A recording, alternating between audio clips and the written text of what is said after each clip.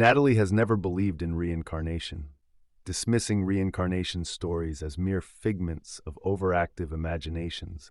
So as she stared hard at the picture of her supposed late husband, desperately trying to spot a difference between the man in the picture and her husband, she got more confused and scared as they looked exactly the same. Natalie has been married to Martin for 5 years, and they had a 5-year-old daughter together. They met at a bar with her husband being the owner of the bar. She just lost her job at the time and had no hope of getting another one anytime soon. She went to the new bar not far from her house to have a couple of drinks and was immediately captivated by the beauty of the bartender. She greeted him like any other customer would and ordered some drinks. She soon forgot about her pain as the effects of the alcohol took over in her body. She started flirting with the bartender, who completely ignored her all night. But with the booze in her system, she had the courage to continuously persuade the handsome bartender to go on a date with her. She was in the bar until it was time for the bar to close up. Everyone except Natalie had left the bar. The bartender asked her to leave several times, but in her drunk state and being a lightweight, she could hardly comprehend what he was saying. He had no choice but to drive her to his apartment, which was just a few houses down the street.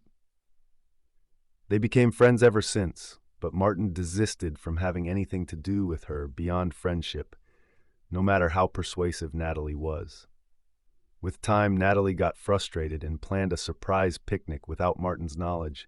Her plan was to get him to loosen up a bit, because he doesn't relate with anyone except his customers, and he hardly does anything else aside from work. The picnic went well, and Natalie succeeded in persuading Martin, who doesn't take alcohol, to have a couple of drinks. They were both very drunk by the time they got back to Martin's apartment. Then they got lost in the moment and had sex. Martin apologized profusely the next morning, but Natalie made him know she was okay with it and confessed her love for him. He rejected her, saying he couldn't get into any relationship with anyone. Natalie found it weird and was very hurt, but she agreed to continue being friends with him, hoping he will change his mind someday. Some weeks later, Natalie found out she was pregnant and informed Martin of the new discovery. He had mixed feelings about the news, but was willing to keep and take care of the baby. He also agreed to get into a relationship with Natalie, which later led to marriage a couple of months later. They were happily married and had a very peaceful home, except Martin doesn't like to talk about his family. Anytime Natalie asks about them, he just says they live far away and she will meet them someday. She doesn't think much of it and thinks they are probably not in talking terms. Natalie already got a new job and made a new friend at her workplace. Her husband still runs the bar, and her now 5-year-old daughter was in kindergarten. One day, she was chatting with her friend at work during their lunch break when her friend saw her husband's picture on her phone's screen. She immediately took the phone from her to have a good look at the picture. She asked Natalie if that was her husband, of which she answered affirmatively. Her friend stared at the picture in shock for a while, before she started questioning Natalie about the man's age and family. Natalie was confused but replied to her questions. Her friend pulled out her phone and showed Natalie a picture of her husband in his late 20s. Her husband was currently in his late 30s, but looks exactly the same. Natalie was confused as to how her friend knew Martin. Her friend claims he was her cousin that died 10 years ago. Natalie said it was just a coincidence and they might just have a resemblance. But the guy has the same name and date of birth as her husband and has exactly the same face as her husband. He also has the same chain her husband always has on. He has never taken the chain off since Natalie met him, as he claims his grandma gifted it to him on his 13th birthday. The Martin guy on her friend's phone also has the same chain in all his pictures shown to her by her friend.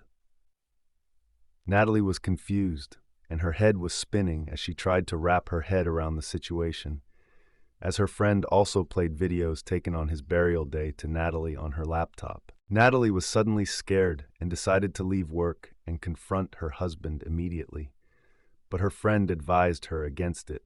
As she came up with a plan, Natalie reluctantly agreed to go along with her friend's plan.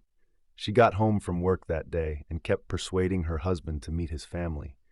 He gave the same excuse of them living far away, but she insisted that she wants to meet by weekend. He later agreed after much persuasion. Martin was restless and on edge throughout the remaining days of the week, and Natalie would sometimes catch him staring at her sadly. She questioned him several times about his mood, but he claimed he was fine. They left for Martin's hometown, which was in another state, on Saturday morning as planned. Natalie was so eager to prove her friend wrong and was looking forward to the meeting with Martin's parents. They drove for long hours and later got there by late afternoon. Martin parked his car in front of an old but beautiful bungalow house with a yard adorned with beautiful flowers. He sat in the car for a while, looking at the house fondly through their tinted glass. Then he kissed the cheeks of their sleeping daughter gently. He also kissed his wife passionately before exiting the car to open the door for his wife and their sleeping daughter, which was cradled in her arms. He asked Natalie to go ahead and knock on the door and claims he wanted to say hi to their next-door neighbor, who was a family friend. Natalie didn't think much of it and asked him not to stay long. She went ahead and knocked on the door of the old house. She knocked severally before an old woman opened up. Natalie introduced herself as Martin's wife, and the old woman looked at her like she was crazy. She asked Natalie to leave and never come back. Then she shut the door on her.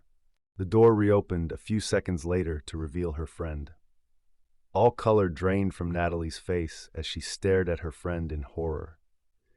Her friend invited her in and said she was sure that Martin was her cousin, so she traveled back home the previous day ahead of the couple. Natalie and her friend explained the situation to Martin's parents, who refused to believe them, but their daughter's resemblance with Martin was undeniable. They waited for hours for Martin's arrival in vain. Natalie got more agitated as the hours passed by until it was very late. He left his phone in the car and the neighbors claimed not to have seen any visitors. Natalie was distraught as reality began to set in. Martin's parents still don't entirely believe her, even after showing them pictures they took together. Natalie's daughter was taken to the hospital the next day for a DNA test, which confirmed that she was indeed Martin's daughter, which left them all confused as to how it was possible. Martin's family accepted Natalie and her daughter as their granddaughter, which they loved dearly. Martin never returned, and Natalie lived day and night hoping her husband would show up and claim it was all a prank. Like and follow for more chilling stories, and don't forget to hit the notification button